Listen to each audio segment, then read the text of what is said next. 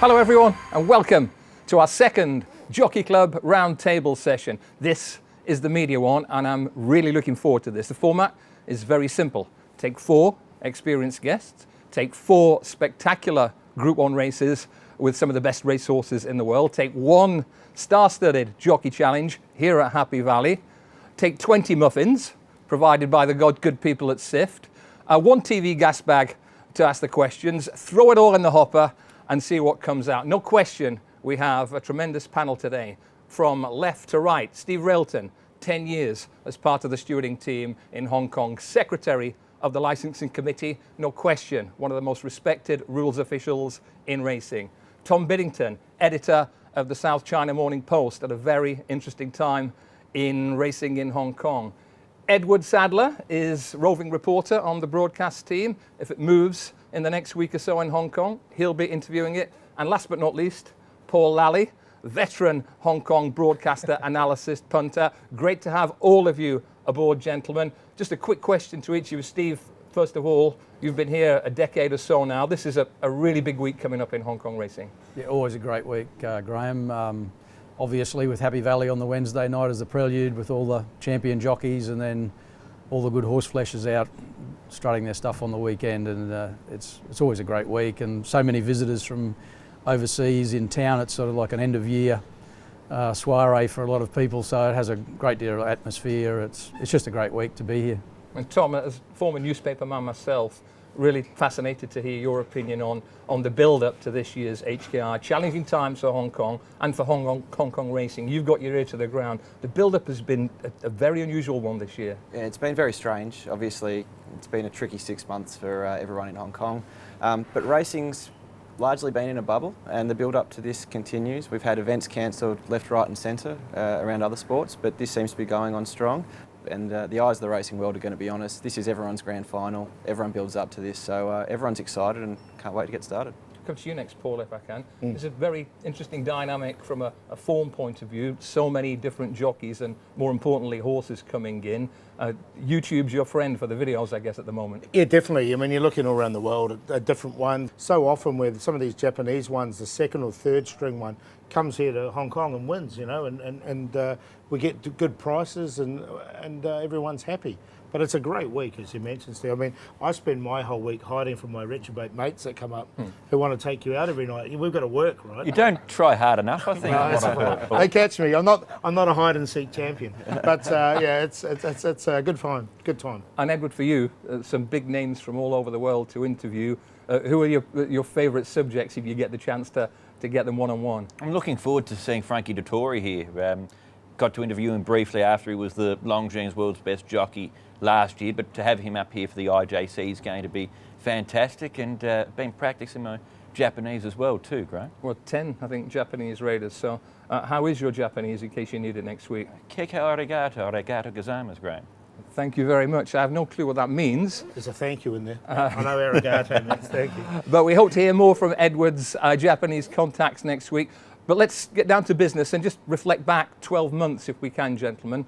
A historic day in Hong Kong racing, Tom, for all 4, the clean sweep of the Group 1s for Hong Kong. That was a very significant day. Absolutely, the first time that's ever happened, and you know, the Vase is typically the one that the Hong Kong horses find the hardest to win, and Exultans came out and beat one of the strongest form races in the whole world, it turns out to be, with Liz Grachero going on to win the Cox Plate and Voldgeist going in to win the Arc de Triomphe. So that was fantastic, and Beauty Generation's effort, you know, I've found in my time here in HKIR that there's always one standout race for that you remember, and Beauty Generation just was head and shoulders above everyone else last year. Let's move on from the mile, and we're going to move on to the Longines Hong Kong Vase now. And this is a crackerjack of a race. 6 Group 1 winners, a Derby hero, Anthony Van Dyke. Never call it the Epsom Derby. You will irritate a lot of people in Britain. I think he's the first Derby winner to come to Hong Kong. Like Open and the British Open and golf. Yes, the globe-trotting Deirdre, back for her 3rd visit to Hong Kong in the space of 12 months. Steve, this is a race that has featured some fantastic overseas winners. I think 8 of the last 10 have been from overseas. Highland Reel, Flintshire, Dunedin, a Melbourne Cup winner, he came up. Yeah, just good solid horses, and it's the last few years has taken a bit of a different spectre too, with quite a few runners coming back from Australia, usually find their way back here and have been very competitive. Red Cadeau, same thing. He came out of a Melbourne Cup and came here and won. Hurricane. It's the Vase well. I think everybody agreed that last year's Vase probably one of the best races no question on the planet last year, as it's turned out. The form that's come out of it, but yeah, they're just good solid horses in it, and the good thing, like Highland Reel, they come back, some of those horses, year after year, and they're really good competitive horses, and it's great to see them. And this year will be no different. Exultant, he's obviously going very well. That from a stewarding point of view, last year's Vase was a bit of a wipeout. Of course, that's what I remember it for. 12 meetings. But yeah, William Buick got a bit itchy trigger finger on the home turn on Pakistan Star, and Valgeist copped quite severe interference. So his run to run 5th, I think, last year was outstanding. Enormous. So hopefully it'll be a cleaner run race this year, and everybody gets their chance. But it's a great race, the Vase. It's hard to win one of these HKIR races, and it seems significant to me that of the famous 4 from last year, Mr. Stunning's had some injury troubles and a fairly checkered run since then. Beauty Generation has dipped not once but twice, and as for Glorious Forever, well, he's had a very up and down time since then. So that speaks really well for Exultant, how he's held his condition and may well be better than ever trying to go back to back. It does. I think Beauty Generation was super, winning the mile last year. I think the other two, Mr. Stunning and Glorious Forever, peaked on the day. That was their day. Exultant was just getting towards his peak, wasn't he? He was terrific to do what he did, and then to win 2 other Group 1s, and still ran with credit on the Queen Elizabeth as well too. He's going just as well this season.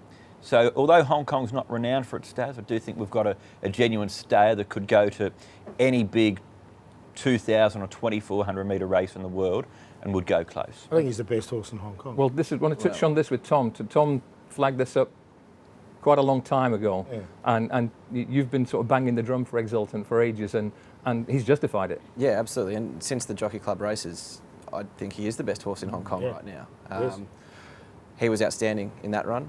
He's still at his absolute peak. He's going to be very, very hard to beat, and I hope, projecting forward, we get to see the best of him, for the rest of the season.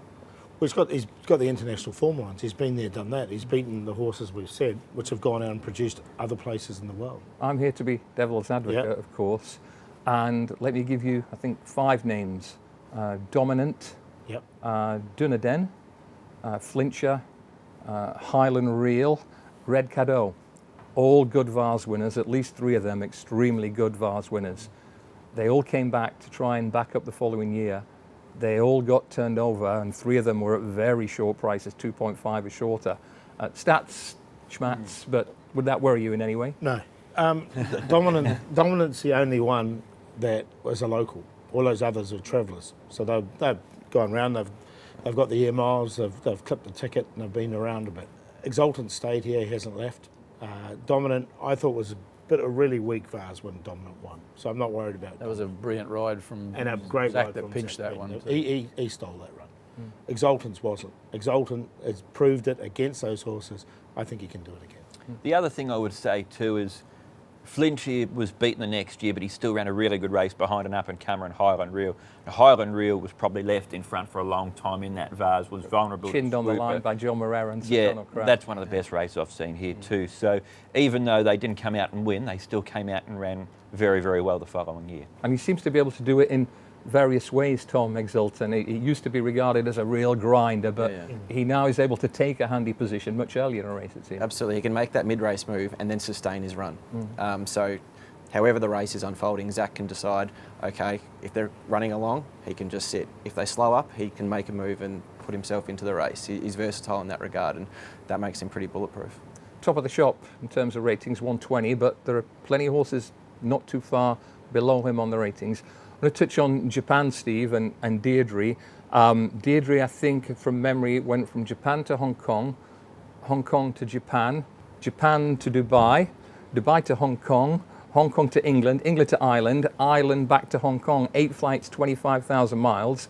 But generally, For Japan, it has been the stellar year for Japanese middle distance horses on the global stage. That's no surprise though. They have wonderful, solid horses that they can travel and they just perform, and they're doing it repeatedly now. And even in the Spring Carnival in Australia, they knocked over 2 of the biggest Group 1 races. And she's a terrific mare, and she's very consistent, and she'll run her good, usual, honest race. Whether she'll win, well, I'll leave you guys to decide on that side. Slightly unlucky, Ed, in the Hong Kong Cup last year.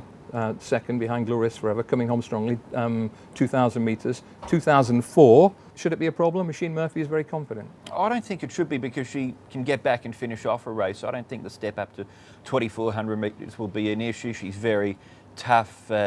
Even last time out, the British Champions Stakes, the wet going that day probably wasn't to her liking, but she's won a Nassau Stakes over there. She was a bit unlucky in Ireland as well. So I think whatever she does, she'll be there or thereabout. She's very, very honest. Yeah. Paul, in terms of, it's a weird thing to say, but how can you have Aidan O'Brien, Ryan Moore, Derby winner, and sort of creeping in under the radar, Anthony Van Dyke, isn't he? Well, he was in the Derby, actually. If you remember, he wasn't the Aidan O'Brien #1 stringer. Well, Japan was, I think, or Yes. was in that Derby. So he snuck in under the radar there. He's sneaking in under the radar once again. Is it? I think this is the first year we've had a Derby winner. Have I got that right? Yeah, a Derby winner that's actually in that year that's come here, isn't it? Is this the first I think one? so, Yeah, yeah. I think it is. It's what I can remember. I don't think he was an exceptional Derby winner. It was a bunch finish. No. He won by a very small margin. Yeah. But he did run really well in the Irish Champion Stakes, not beaten too far behind Magical. Deirdre was just behind him, having met traffic. And last time he got a desperate run in the straight in the Breeders' Cup Turf. I think it's the right race for him in that it's 1.5 miles, which is his trip, and he's on a big, flat, galloping track, which I think will really bring his strength into play. I'm fascinated. As a 3-year-old, Yeah.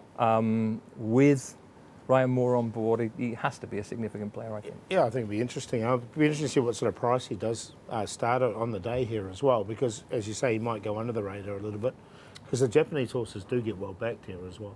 I'm in two minds about him as well too, in that I don't think it was a particularly strong Derby, and he hasn't won since then. The best horse out of that Derby was Japan, but he probably didn't have the right preparation going into it. So things fell into place for Anthony Van Dyke. He hasn't won again since then, but then we saw with Highland Reel, he was beaten at Santa Anita, the Breeders' Cup, the Sha-Tin track, the bigger track suited him better. It might be the case for Anthony Van Dyke, and that was a good run. Let me toss in a few names who will be biggish prices, I think. But it has been notable that when international horses win this race, it's generally not the shortest one in the market. So Aspetar won a Group 1 in Germany for Roger Charlton.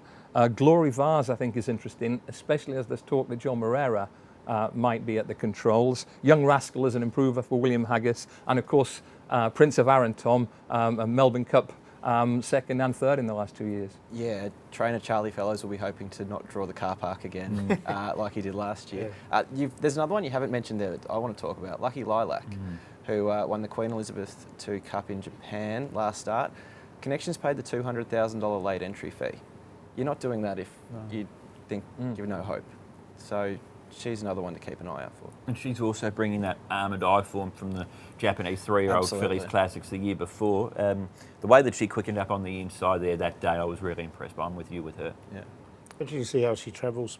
That's one thing I always look at with these Japanese horses. When we get them down the track in the mornings, the week they arrive, and they're just so imposing, a lot of them.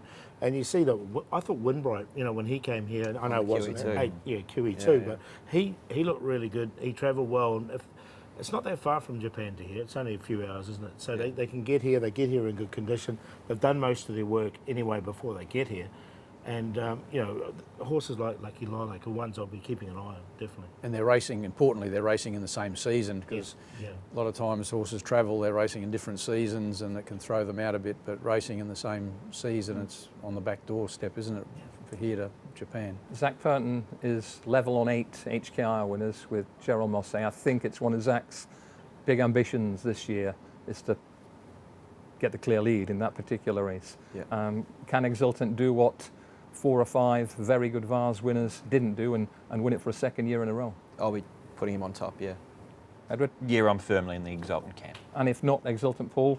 This is where you look at these horses like Lucky Lilac, and you look at the ones that have travelled and see how they've got here. But look, I think Exultant, the Japanese horses are always really strong, especially in the Vase. Great thing about Exultant winning this would be that it wouldn't have set him up for big races globally, wouldn't it? Because this is a field, if he can beat the Derby winner, Deirdre, etc., we already know he's really good, but this could take him to a real new level. And that's on the agenda, from what I understand, the trip to Dubai for World Cup night. That'd be fantastic, and it'd be great to see how he measures up away from home on the international stage. Right, next on the menu, gentlemen, is not more cupcakes. It is the Longines Hong Kong Sprint, and Hong Kong is very proud of its. Just to wrap up, gents, I'm going to ask you for your, it could be a personal or a professional or a punting memory. What your most vivid memory of your time here watching Longines Hong Kong international races? Paul, I think you sort of ended up in Hong Kong because of a somewhat vague connection with these races. Yeah, it was funny. When I was just a young chap, sort of Edward's age, maybe a bit younger, back in 2001. It's a long time ago. It is a long time ago. I was living in the UK, and we're in the sort of the industry over there, and there was a horse running around. Friends of ours Wouldn't get in these days. No, there was a horse. Friends of ours own called Bocelli. It was the first horse in Singapore to win the Triple Crown, and had been invited to come out here to Hong Kong and run an international cup in the cup. And prior to that, in September, is it the King George or Queen Elizabeth that race at Ascot at the end of September? It's not the QE2. QE2, yeah. Mile, straight mile. Yeah, so Bocelli went over to race in that, and we were invited for the day. Girlfriend at the time, who's now my wife. And we went to the races, and I was working in the industry, and I saw there was a lot of money for a horse in a straight 5 furlong race called Downland. It was 66 to 1 into 33s. So anyway, I got to the course, and the bookies there still had it at 50 to 1. So I thought, I'll take this 50 to 1, and then I walked past the tote, and I ended up getting over 120 to 1 on the tote for him as well, because the tote wasn't strong at that stage. So I backed him, and anyway, I went back upstairs, and Brenda, who was the wife's trainer of Bocelli, and my wife girlfriend at the time were there, and they said, she said, look, Brenda's just invited us to come out to Hong Kong and come and watch Bocelli race in the Cup. I didn't know much about Hong Kong racing at all at that stage, and I said, oh, well, if Downland wins this race, we'll go. Forgot all about it, as you do. Anyway, the race comes up. It was about 3 races later. Down the outside, gets up by a head and wins. And my wife's excited, and Brenda, they're jumping up and down. I'm thinking, why are they so excited? And then Fiona's going, we're going to Hong Kong, we're going to Hong Kong. I went, oh, bugger. Is that sort of part of that tax you were talking about? This is a massive tax. I thought, I forgot about that. So we ended up coming over, and Bocelli ran 8th. I think Angus Weld won the race, but it ran 8th in the race. Japan won 3 that year.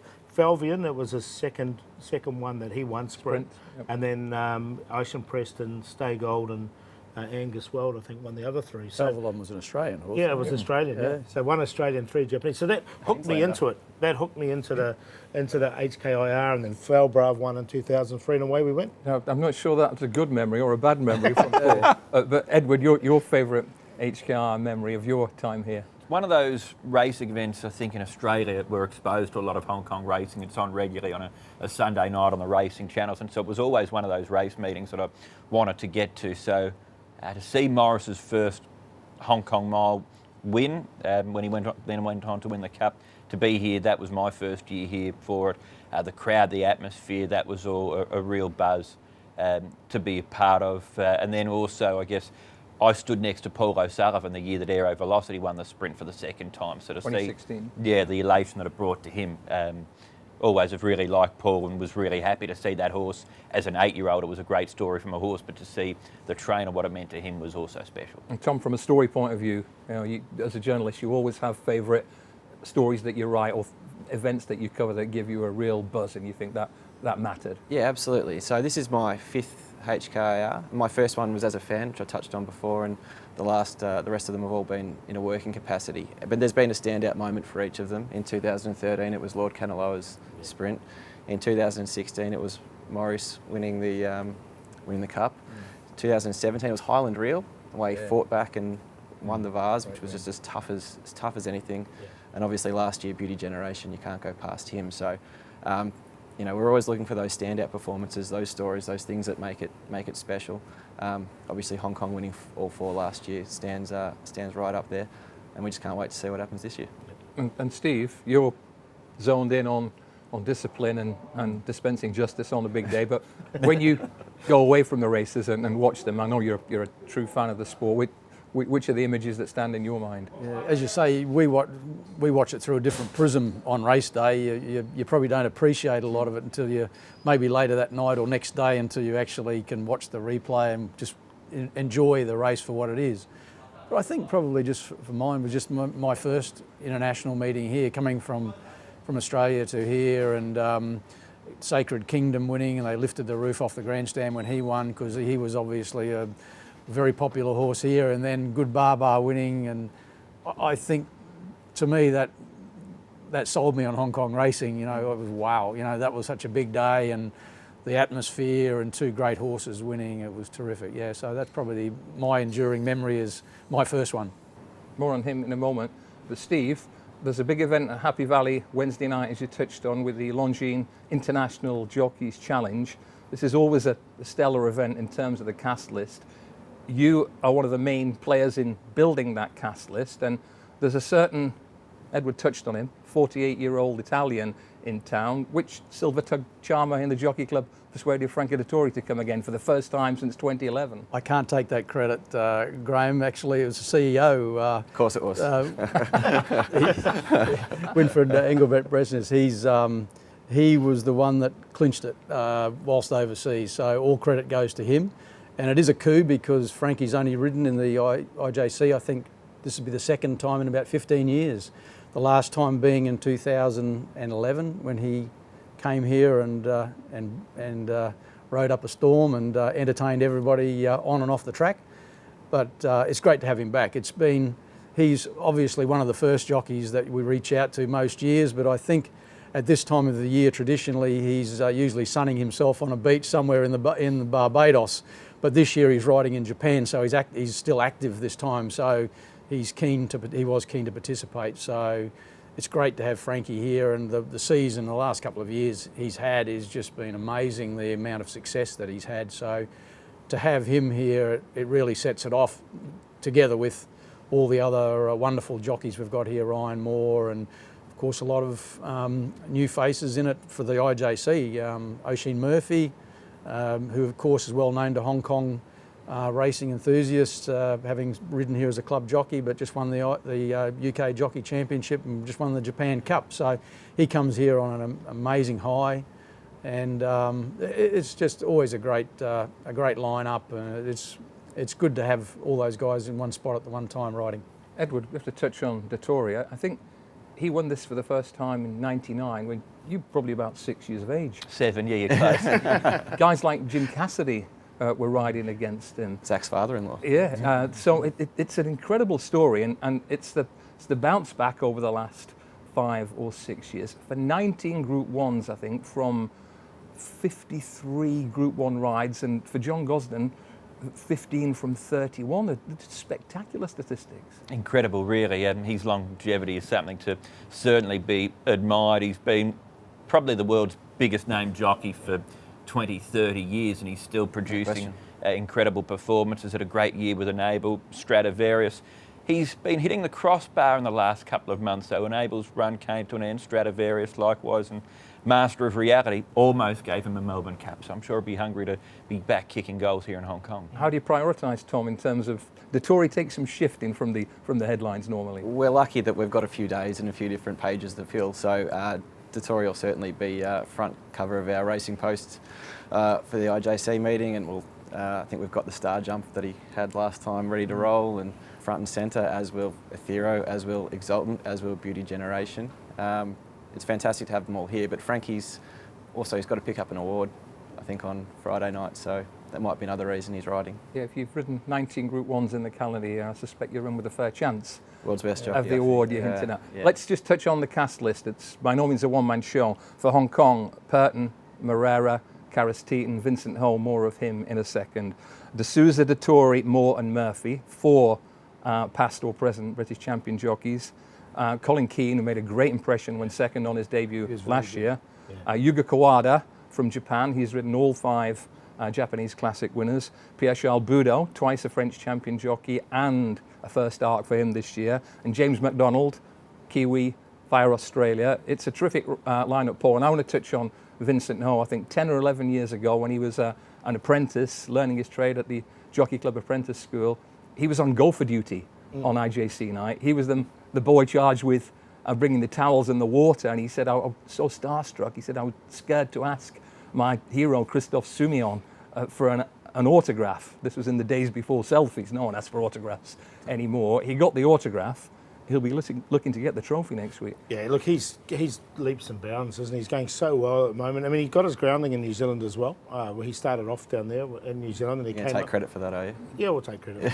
And then him and Derek Long, funny enough, and they're both going pretty well at the moment. But he came up here, and look, he's just riding so well at the moment, and he's not out of place at all with these top jockeys. I mean, you couldn't get a better lineup, I can think. Who was missing? Maybe Soumillon, I don't know, but there's no one, is there? I mean, Soumillon will be here on the Sunday. Steve, your views on Vincent? You've seen him grow from being a promising youngster to a world-class rider on any stage now. Yeah, and it's well deserved, and it's just through hard work and perseverance and a want to improve. And I think what he's done is won the confidence of owners and trainers to put him on the better horses, and his confidence is built.